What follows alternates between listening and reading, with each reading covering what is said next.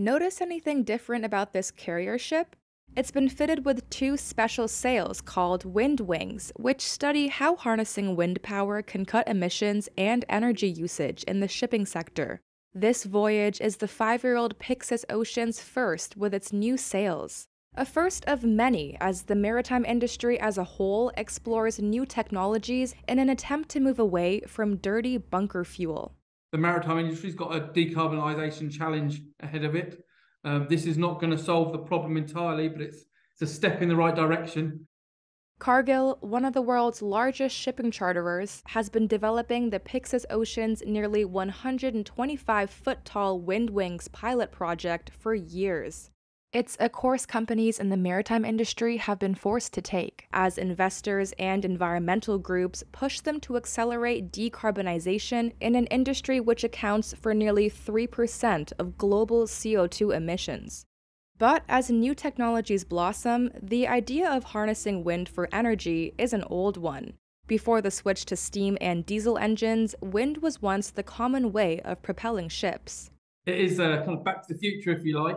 Simon Schofield is the Chief Technology Officer at Bar Technologies, the company that developed Windwing sails, which were then built by Norway's Yara Marine Technologies. When you see an aircraft come to land and it deploys its leading edge flap and its flaps at the back when a plane lands, we do something very, very similar, which allows us to control what we call the camber, the shape of the wing, which controls the amount of power. Then we can align the wing at any direction compared to the wind direction.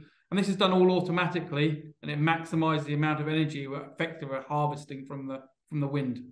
The sails don't only cut down CO2 emissions, Schofield adds, it also cuts down how much fuel they purchase. He says the Pyxis Ocean can save up to 40% of fuel consumption, which he believes is a step in the right direction, considering how expensive fuel has become. This has got the potential to be mainstream. Obviously, it doesn't suit all vessels because of practical reasons, but certainly on bulk carriers and tankers, we can see a large proportion of new builds and a huge number of retrofits in the coming years being fitted with wind technology of one sort or another. Both from an environmental standpoint, but also as the cost of fuels become more expensive, and especially the adoption of future fuels is going to mean that it becomes economically a bit of a no-brainer as well.